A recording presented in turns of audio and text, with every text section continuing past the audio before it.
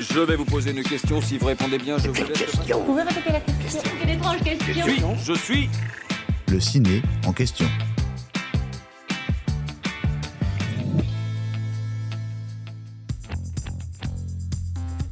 Box-office, blockbuster, nombre d'entrées. Aujourd'hui, nous allons vous parler des plus grands succès du cinéma. Et on parie que vous les connaissez. D'abord, parlons box-office. Le box-office, c'est ce qui permet de mesurer le succès d'une production artistique, notamment dans l'industrie cinématographique. Il est calculé de façon très simple, en nombre de spectateurs et de billets vendus. On parle ainsi en termes d'entrées. Au pays de l'oncle Sam, le succès d'un film se mesure aux recettes accumulées, ce qui permet de calculer un succès proportionnellement au budget. Dans l'Hexagone, on se concentre sur le nombre d'entrées. Mais un petit problème se pose. Comment comparer un résultat obtenu dans les années 50, où la fréquentation annuelle était explosive, car non concurrencée par la télévision, avec celle des années 90, où la fréquentation était encore au beau fixe, non concurrencée par les plateformes de streaming, avec celle d'aujourd'hui. Spoiler, c'est difficile. Mais on peut toujours avoir un ordre d'idée pour évaluer l'influence qu'a eu un film sur une population. D'autant plus qu'avoir une idée du succès d'un film permet de mieux comprendre comment fonctionne l'industrie du 7e art. Ainsi, la victoire de Gladiator a remis au goût du jour le péplum quand la déflagration Star Wars a popularisé le space opéra. Quand un film fonctionne, notamment un blockbuster, il est aussi plus évident de générer une franchise avec des suites. Soit un séquel, qui raconte une histoire ayant lieu après celle du film originel, soit un préquel, qui raconte ce qui s'est passé avant. Mais ce n'est pas tout.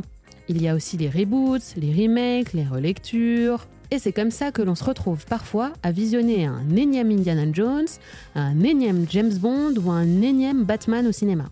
D'autant plus qu'à Hollywood, la nostalgie est bien plus qu'un sentiment. C'est un véritable business. Il paraît que c'est dans les vieux pots que l'on fait les meilleures confitures. Visiblement, les spectateurs apprécient la confiture, car la nostalgie est une recette gagnante au box-office. 8 titres du top 10 mondial des entrées sont issus de franchises, dont 4 issus des studios Marvel, qui alimentent la machine jusqu'à l'indigestion. Très bien, mais tout cela ne nous dit pas quel est le plus grand succès de tous les temps au cinéma. En France, le plus grand succès de tous les temps n'est autre que Titanic, de James Cameron, avec plus de 21 millions d'entrées. Juste derrière, c'est Bienvenue chez les Ch'tis, avec plus de 20 millions d'entrées, suivi d'Intouchables, avec plus de 19 millions d'entrées. Viennent compléter le top 10, dans l'ordre, Blanche-Neige et les 7 nains, La Grande Vadrouille, Autant en emporte le vent, Il était une fois dans l'Ouest, Le Livre de la Jungle, Avatar et Les 101 Dalmatiens. Il y en a donc pour tous les goûts, du film dramatique, de la comédie française, du western, de la science-fiction et pas mal de Disney.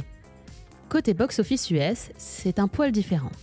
Titanic figure dans le top 10, oui, mais il n'est là qu'à la 9e place. Avant le long métrage de James Cameron, on retrouve Star Wars épisode 7, Le Réveil de la Force, signé J.J. Abrams, à la toute première place, avec plus de 936 millions de dollars de recettes. Juste derrière, on retrouve Avengers Endgame, sur la 2e marche du podium, avec 858 millions de dollars de recettes. Puis Spider-Man No Way Home, avec 814 millions de dollars de recettes. Viennent compléter le top 10 dans l'ordre. Avatar, Top Gun Maverick, Black Panther, Avatar La Voix de l'eau, Avengers Infinity Wars, Titanic et Jurassic World. Un top presque 100% franchisé donc. Enfin, au box-office mondial, qui se calcule également en termes de recettes, on retrouve, dans l'ordre aussi, Avatar de James Cameron, encore, puis Avengers Endgame, Avatar La Voix de l'eau, Titanic, Star Wars épisode 7 Le Réveil de la Force, Avengers Infinity Wars, Spider-Man No Way Home, Jurassic World, Le Roi Lion et Avengers. Encore beaucoup de franchises.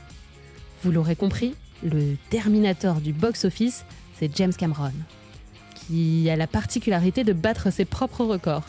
Petite cerise sur le gâteau, le réalisateur canadien signe des films avec des personnages féminins souvent forts. Rose dans Titanic, Ellen Ripley dans Alien le Retour, la princesse Neytiri dans Avatar ou Sarah Connor dans Terminator. Bref, on adore. Des exploits salués par la presse et le public qui méritaient bien une étoile à son nom sur le Hollywood Walk of Fame. J'espère que cet épisode vous a plu. Si c'est le cas, abonnez-vous sur votre plateforme d'écoute préférée pour retrouver de nouveaux épisodes chaque semaine.